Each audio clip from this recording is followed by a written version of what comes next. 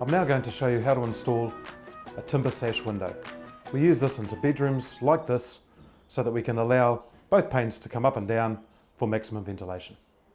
The tools we're going to use for this job are plastic flashing, a drill set, some glasses, a craft knife, some screws, a tape, packers, pencil, a staple gun, and a battery drill and level.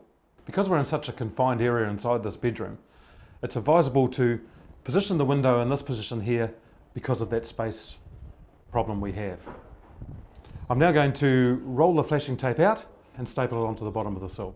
We use this flashing quite simply just to allow any extra moisture that may get in to escape outside. I'm now going to trim the end of the flashing. We're now going to staple the flashing to the bottom of the window and wrap around the bottom of the sill also. Right, now that the flashing is all stapled on, we're going to tidy up the corners just by doing a nice fold and keeping it out of the road of the frame. It's now time to put the window in position, but first we're going to drill our pilot holes while the window's on the ground, as this is sometimes easier instead of doing it in position because of the height. It's advisable to remove the beading like this from the jamb. This allows us maximum fixing into our frame with our screws, and also when you put the bead back, covers the screws up to save any filling later on. We're now marking our pilot holes approximately 75mm up from the sill and down from the top jamb. We're also measuring in 35 to 40mm inside from the edge of the jamb. This will allow our screws to be covered from the bead. I'll now repeat the process on the other side.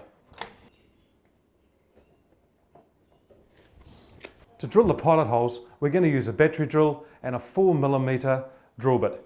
I'm also going to lift the sash window up on the bottom so that the drill doesn't damage the timber sash.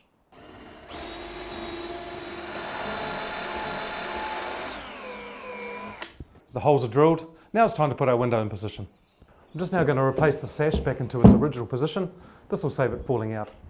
Because this is a heavy lift, I'm going to use my mate Matt to give me a hand to lift the window into place.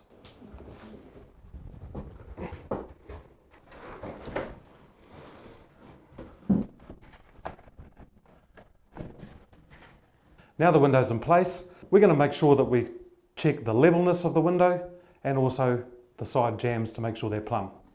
We'll use this using our spirit level. Yep, that's great. This corner's actually in the right position, but to allow me to screw it properly, I'll lift the sash slightly up again so I don't damage the sash with the drill.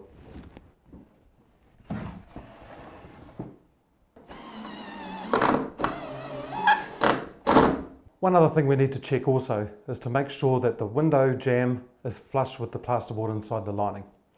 We can use our packer to do this by simply checking like that. We'll now check that the window is plumb. This window is showing it needs to move ever so slightly this way, so we'll adjust our packers to suit and screw it into position. For packing the top, we're using a 3mm masonite packer. We're now positioning the window in the correct place, nice and flush with our plasterboard, and the masonite packer in line with the screw.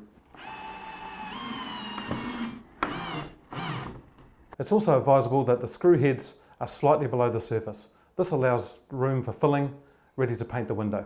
We'll now check our jamb for plumb, and that's exactly where we want the window. We'll now finish the other side off as well.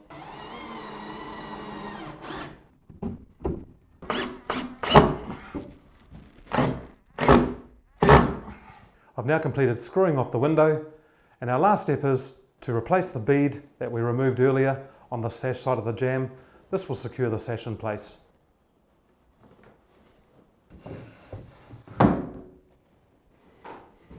Great, job's complete.